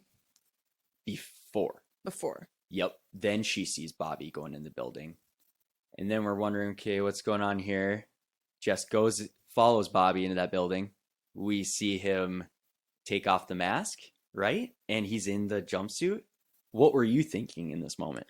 Well, as you know, I'm bad at like picking things out. We don't really try to, though. We like to just enjoy the ride, don't Yes. we? Yeah. So even though we maybe can figure it out. yeah. So obviously it was like, oh my God, it's him. It was Bobby this whole time. Yeah. Yeah. Oh, okay. Yeah. So you actually thought it was him. I was kind of still on the fence. I was like, Well, I knew it wasn't like obviously it wouldn't be that easy, but I was still just like, oh my right, God. it is kind of one of those scenes where it's like, that wasn't much of a reveal though. Yeah. And you're almost like kind of like the air is just released from all the anticipation for who the killer is and what's going to happen at the end here. And then the sheriff comes Sheriff in. comes in. Yep, yep. Tries to shoot Bobby a couple times, misses, and him and Jess go up to his office. Actually, yeah, it didn't seem like a. It looked like an abandoned building or something at Didn't first. it? Yeah. Why was his off? It didn't look like a police station at all. No.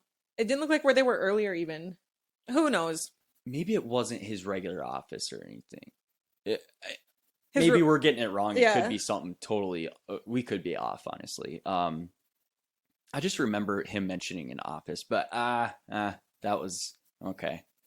They're in a room That was about together. Amanda when he was. But anyways, yeah, they're in a room together. The evidence from the case is laying on the desk. The sheriff is trying to take care of Jess, and like they're trying to, of course, see where Bobby went. Right? If only you'd been stuck on the fence a second longer. As soon as Jess notices the cockaburs on his pants, it's like the whole realization. She's realizing it, and I like that you're realizing it along with her. Very subtle, but nice transition right into my favorite section of slashers is the reveal. Like Scream does this perfectly, like flawlessly to me. So that one of my favorite endings to a movie ever, and it is because that element is there. The who done it, the reveal, and confrontation with the final person against the killer or killers. What I love going into this is that it sets up that confrontation and reveal between the killer and Jess. And like I said, these reveals are one of my most important pieces I need to fit for me to love the slasher. Thanksgiving does this so well, and it's totally in part thanks to Dempsey's performance. His delivery of that line and the reveal is top tier, I gotta say. The turn of his behavior is incredibly sinister and goes along with all the dark humor of it all. Like, those John Carver lines come out of Patrick Dempsey now. It's like it's weird making that connection now. And honestly, if I think about him as a character, I don't know if he'd be that nuts. I'm gonna get to it. The motivation with Kathleen and an unborn child, chef's kiss, because it felt practical and it didn't dwell on it either too much. But so yes, the sheriff was having an affair with Amanda that got killed in the Right Mart and basically is getting revenge. Ooh, what are you thankful for? The service in here. Both deliveries. And Yes. that was so clever. So like I I just love them going back and forth a little bit and then I love when he's that way like, out. I love when he, sorry, I interrupted you. No, you're good. I like when he's just like she's like the service in here, and then she's like obviously live streaming the whole thing. Yeah. And he's like, "You fucking You bitch." fucking bitch. That made me laugh. The way he delivers these lines are just so good, and like Patrick Dempsey can be menacing. You don't really get that from his acting chops, so I'm just so glad he was able to flaunt it here. Because Transformers 3, he is a villain, turns out, but not as sinister as this for sure. I do think, obviously, Patrick Dempsey is my favorite part of the ending and just confronting him, and I'm actually glad it's abrupt. It doesn't drag on, so it was a really good choice. There were so many other cheesy lines in this movie, but damn, this year there will be no leftovers. So iconic. Might take the cake, and thank God it's done by a great actor, in my opinion. I'm sorry I keep going on about Dempsey, guys. I just wish he was in more shit.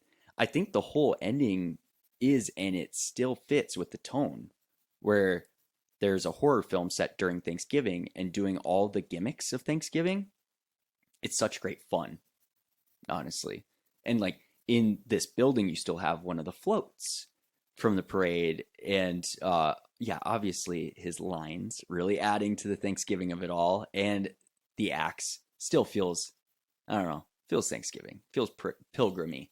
Yeah, so obviously there's a confrontation between Jess and the sheriff, and Bobby to the rescue breaks through the double pane, or what is that? The glass. Oh, You can see through it. two-way mirror? Yes. Is that what that was? It might have been. I didn't put much thought to it. Ah.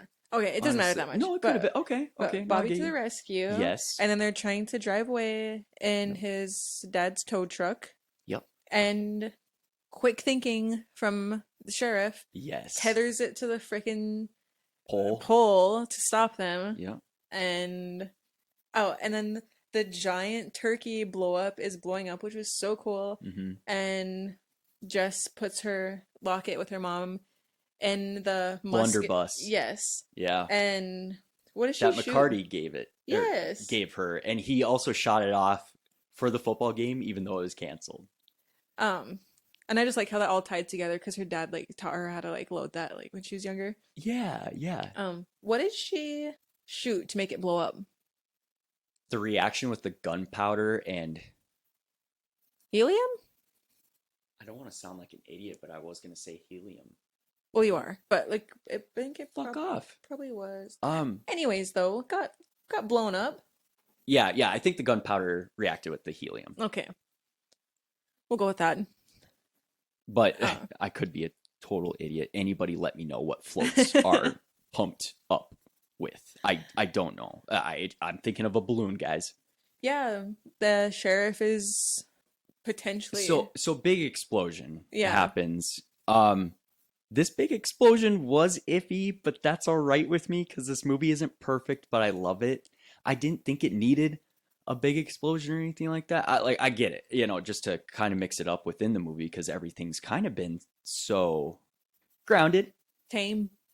Yeah. It's not like this big actiony Christopher Nolan plane going into the airport blowing up, So yeah, I did. That's what I was going to ask you. Do you think the sheriff is dead? No, because Thanksgiving got greenlit for 2. Right. But maybe it's like a Scream situation. Yep, it could be a different killer set in the same area. Yeah, so I don't know. Because obviously there's like that little fake out scene at the end where he's still the dream sequence. Really hoping Dempsey comes back. I know. I would love it. The pace of this film is what I really appreciate too. Even if no thrilling parts happen, really, or like, kind of action or tension, the dialogue is there to help it roll along with the characters interacting with each other and stuff. And it doesn't take long to get back to the tension. I love tension. I love being on my toes and just not knowing what's going to happen next. I felt like this wasn't so formulaic and I could say, okay, this is going to happen. This is going to happen. It's not like that. It's really its own character. One thing I really did like about the ending of this movie was that Jess stayed with Ryan and wasn't a cliche ending where she went back with Bobby. Even though we're not the hugest fans of Ryan, just not like at all. he doesn't really do anything. No. But I'm glad that it wasn't a cliche ending and there was more than one survivor. There wasn't just a final girl. Gabby's still alive. Scuba's still alive. Love that Scuba lives. Yeah. Oh my god, thank God. Yeah. So I really like the ending. And I have a fun fact for you. Oh, hey, by the way, really missed opportunity that Scuba's real name isn't Steve. Oh my god, I love Big Daddy. Thank you. I did love Scuba Steve. Yes. I did love that his nickname is Scuba because his last name is Dybing. Yes. That was clever. Totally. No, that makes total sense. I love that. Like he's just What was his actual first name again though? I just knew it wasn't Steve, so I didn't man. He doesn't have a name, it's just Scuba. According to IMDb. That's a lie. I don't remember what it is. Because the cop asks him, the deputy, he's like, "What's your real name?" And he's like, "You're right, Scuba's better." I don't know. On IMDb, it's just Scuba. Dang it. But you're right. I sure wrote it down. I was just, Same. I had that joke in my head. Same. I wasn't, yeah. I just wrote down Dybing was like really clever. It was. But the end when all the friends are back together, they're cleaning up the debris and stuff. Yep. And the firefighters are walking out and one comes out with the mask on. Oh yeah. I read that that was Eli Roth wanted to make an homage to The Guest with a firefighter coming out. Oh my God. Really? I'm Yes. surprised he referenced a movie that isn't too far removed from now, though. The Guest, huh? Mm-hmm. Adam Wingard's The Guest? From 2014. What the hell? Okay. I love I that. thought you would love that. Thank you for telling me that. Mm. Yeah, that makes total sense because I do like that little addition because there was a fire. I understand that. Really like that. It kind of made me think a little bit about My Bloody Valentine as Oh, well. for sure. Yeah, yeah. And Halloween. Wait, which one? Was it Halloween Kills where Michael comes out of the fire and kills all the firemen when the house is on fire? Yes. It's Halloween Kills. Yep. I like that a Yeah, lot because it's too. following the house being on fire at the end of Yes, the 2018. yeah, I like that too. Yeah. Um, Good point. I like that. Yeah, yeah. Even though then those movies aren't amazing. they are, but it's fine. I Uh, like parts. Have we really not gone into the I David don't Gordon Green trilogy I don't together? think so. I loved them. I liked Halloween Kills the best, the second one. Oh my great It golly it goodness, seemed like it was Ashley. like it seemed like a Rob Zombie movie. With like how the gore was and the deaths and the colors and everything. I love that one. So now I might retire from Hazardous Opinions. Why? Good luck, Solo. You can talk about the David Gordon Green trilogy of Halloween then. Okay, it's called Hazardous Opinions for a reason, so bye. True. No, I can't believe we haven't talked about them though. Dang. I did recently rewatch them, so I do kind of want to talk to you about them at some point. We definitely can. Okay, perfect. How did you feel about the end credit? Like end scene, I mean. That's the thing. I love that the ending doesn't linger too much. Um, and it was a quick scene, but I didn't love it. Yeah, I like the firefighter walking out, and I don't know, just like when I think about the ending of Thanksgiving, it's all Patrick Dempsey for me. It's all yeah. the reveal. I Yeah, personally did not need that I end bit at all. no. It kind of reminded me of didn't in one of the hostels he had a waking up scene too in a bed? Yes, I Yeah. forgot about that. He did. Wow, Um, you're such an Eli Roth fan. I know I am, Hmm. and you're not a fan. Which you remembered that, so I guess I'm a fake fan. Look at me. Yeah. No. um, but I have to mention Hmm. the fucking end credit song and the way it goes into the Misfits. Oh, okay. So one of your Oh, favorite bands. we just saw a cover band of them on Yes. Okay. Halloween. No, I always think of your tattoo, the Messinger. That's the only one I really remember. I'm sorry. That's fine. Okay. But took me by such a surprise. I was like, why is this playing? And it makes me so happy. And like the way the editing is with like the shots and like the font. Oh, sure. The end credits is like one of my favorite parts of the movie. And just to have Misfits blaring. And I was like, why the Misfits? Why this song? And Glenn Danzig, the singer of the Misfits, Okay. is a huge Eli Roth fan and Oh. loved. So whenever they're filming, sorry, I'm going on a tangent real quick. No, do it. So Glenn Danzig found out that when Eli was filming Hostel, that the main character, I can't remember his name on Hostel, um, would listen to Misfits, that song specifically, where Eagles Dare, to get pumped up for some scenes in Hostel. And Glenn Danzig loved that so much that he was like, anytime you need a song from me, just use it. And Eli, all the movies, he's never used a song from Misfits before. So he was like, I've been waiting so long to make this movie.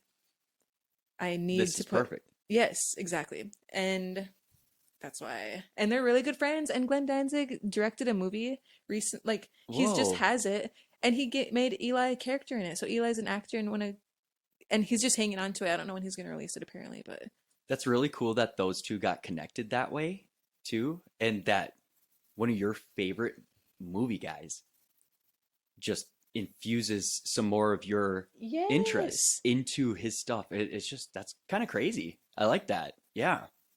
I love. And then like when Eli or when Quentin Tarantino, this is a little bit unrelated. No, you're good. When Tarantino had the idea when he was doing the Grindhouse double feature. Hmm. Oh, wait. I'm gonna finish that and then I have one more thing to say. Um, he had the idea for the fake trailers and was like, Eli, I want you to do one. He's like, cool, I already have it written. And so he filmed it like a couple days after he finished uh, filming Hostel. Oh, He did the wow. Thanksgiving trailer like a couple days after he had finished filming Hostel. Okay, I didn't know that. All right. And then I suppose one of the last things I have to say about the Grindhouse double feature is there was 5 fake trailers and 3 of them got turned into feature-length movies. Which other two? Machete Oh, and okay. Hobo with a Shotgun. Oh man, I've heard of both. They're Haven't seen that both. they're, oh my god, I can't talk. That one's very brutal and like grindhousey. It's pretty popular, kind of. I only recently watched it because the Blu-ray was at Big Lots for $1 with the slipcover. But the only 2 that haven't been made was Werewolf Women of the SS, which was directed by Rob Zombie, and Don't by Edgar Wright. Those are the only 2 that haven't been full-length movies yet. Edgar Wright being involved in grind.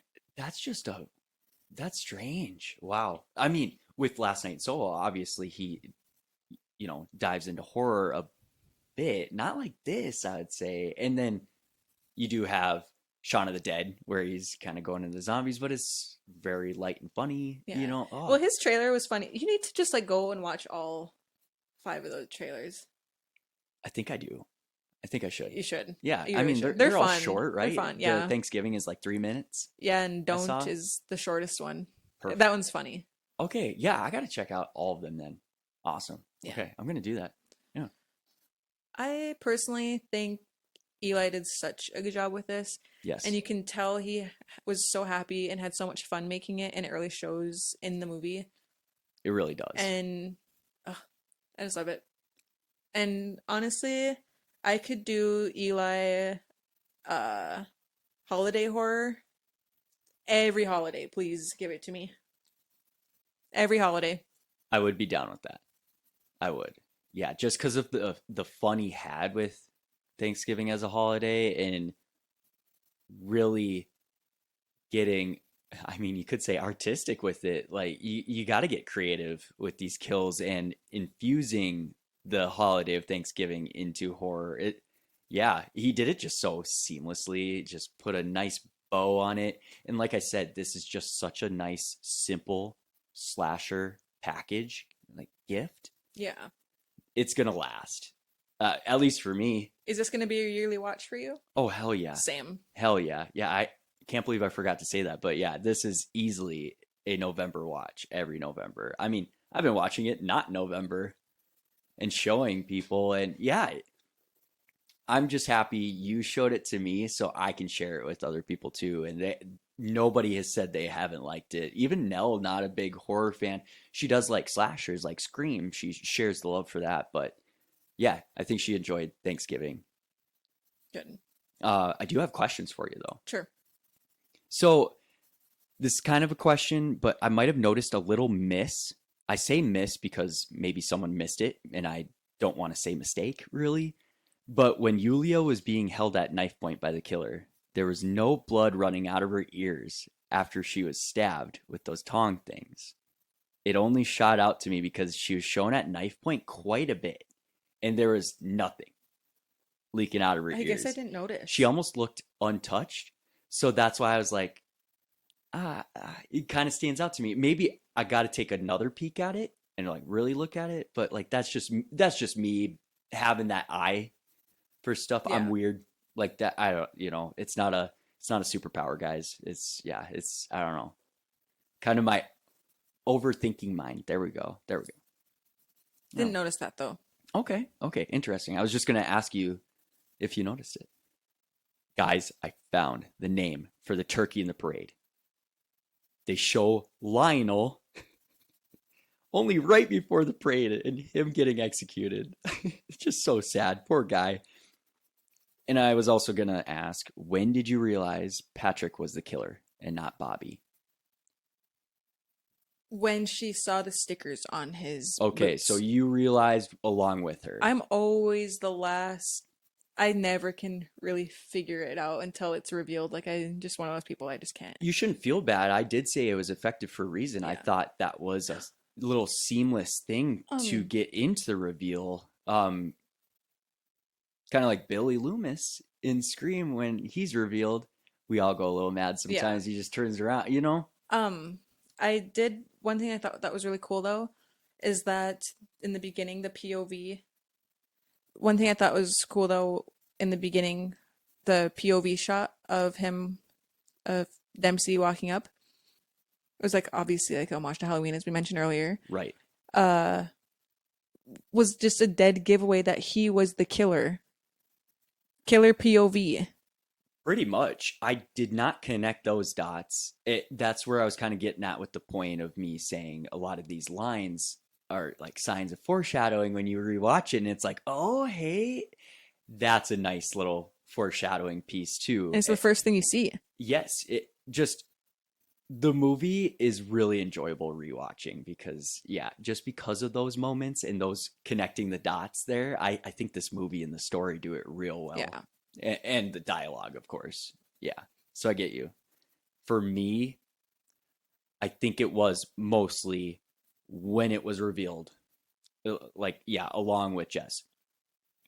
I did feel uneasy a little bit before that. It was kind of lingering in that office a little too long, you know? Yeah. It just, something seemed off, right? But not in a totally giveaway Hmm. way.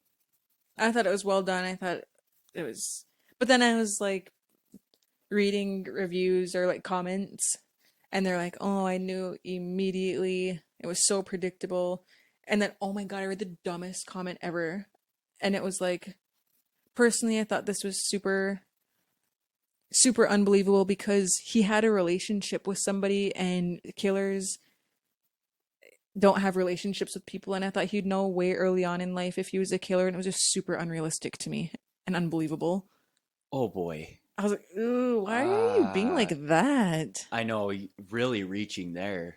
And they Uh, rated like 2 out of 5. I was like, oh my God, this is the dumbest thing I ever read. I haven't looked at a lot of reviews. I looked at Cinema Joe's and Well, Sydney Volpe's and stuff, not the like good ones, not like because they loved reviews. it. I w- I was actually looking at getting the 4K on Amazon, Yeah. and I was just like scrolled to the Oh, bottom to just like read like, okay. I'm definitely gonna get it on 4K too. yeah. That's why I came across those, and I was just like, because I look for reviews on like the quality of the movie, Yeah. but people are actually leaving like movie reviews of what it. Oh, Yeah, sure. yeah, Okay. Yeah. They need to know where to put those too. yeah. I'm Dumb, sorry. dumb all No, around. no, that was a little mean of me, honestly. No, no, no. If you do really analyze slashers, sure, maybe you caught it earlier than we did. That's okay. You're really like I don't know. I just was along for the ride.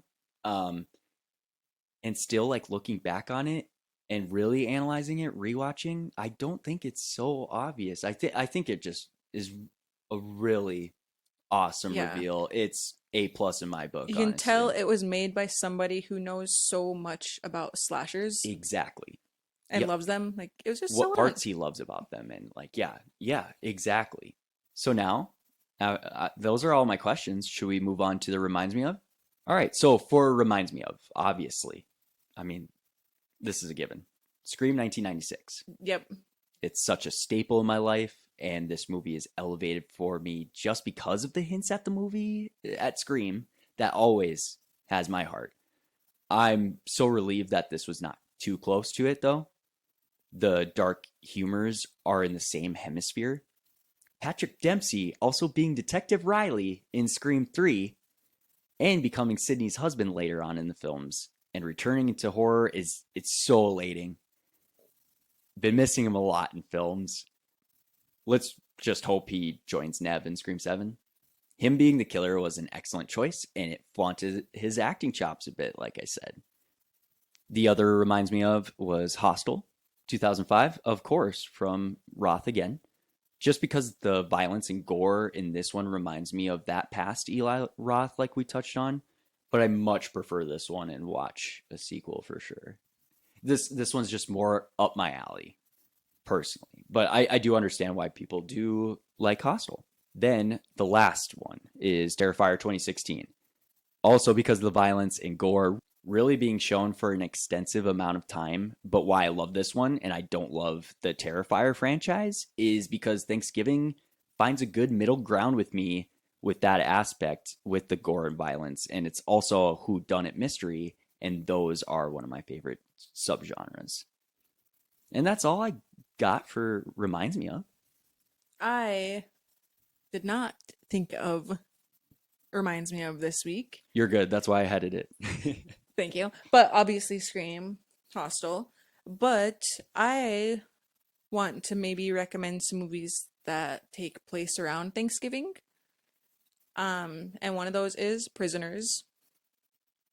It Denis does, doesn't Villeneuve. it? That's right. Oh my God. One of my pantheon movies. Yeah. And even though a lot of people have seen it, I still think a lot of people have not seen it. And it doesn't give Thanksgiving vibes. It just takes place on Thanksgiving. And it is one of the best crime thrillers ever. Gives really bleak fall too, Yes. I'd say. Like, yeah, in a nice, depressing way, if that makes any sense as Yeah. a description. So, and then that's another one I watch yearly as well. And Same. not really the same vein, but I had to mention Scary Movie 2 Mm-hmm. because it has the most iconic and hilarious and quotable Thanksgiving scene ever. Very When they're true. sitting around, like The dinner. Oh man. Yeah. that one, I watched that around Thanksgiving too, like strictly for that. And it is just so quotable. Well, if you take that one and John Carver's Thanksgiving in this one, both are pretty freaking wacky, Yes. I guess. Sorry, I don't have, or reminds me of, I was ill prepared for that. But those are my two ones that I watch around Thanksgiving every year as well. So, You did an awesome job on the fly, though, unlike me. That was awesome. Good just kidding. job. Thank you. So I actually didn't put down anything that I've been watching lately, unfortunately, because I have been super busy. Like, I really apologize that this schedule for you guys might be a little all over the place. It is for us too. We're really figuring this out, and it was a really busy October for us, unfortunately, during one of our favorite times of the year. But yeah, I just was in Portland for almost a week, and I've been sick and working. But I did watch Idle Hands after Ashley telling me. It's one of my favorites already. Like, I wouldn't say I like it as much as Thanksgiving, but I still really enjoy it, and it's just so different. It's its own character, like Thanksgiving is, you know. Also checked out another comedy favorite that's in that Adam Sandler vein that I'd never seen before, and I'm ashamed of myself, but Grandma's Boy. It was so good. Nick Swardson, I love that man. He can be in anything. He's from Minneapolis. He wrote it. Did he actually? That's Nick's movie. My God, I like it even more now. I wouldn't say it's up there No, it is. with like, oh man. I mean, yes, it comes close to some of the Sandlers, like Big Daddy. I mean, you can't, you know what I mean?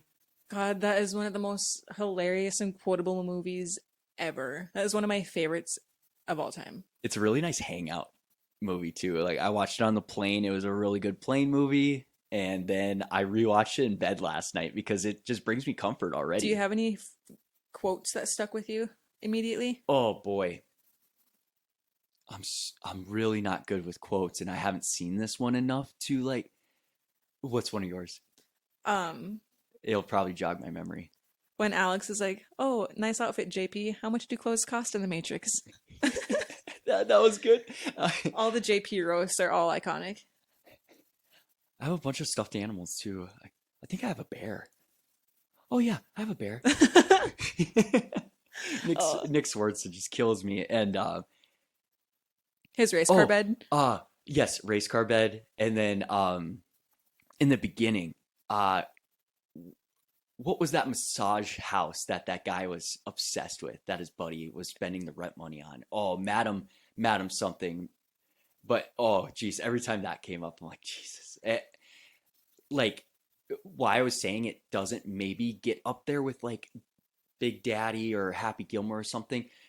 Some of the parts, like I would say, I like the actor, but JP went on a little too much.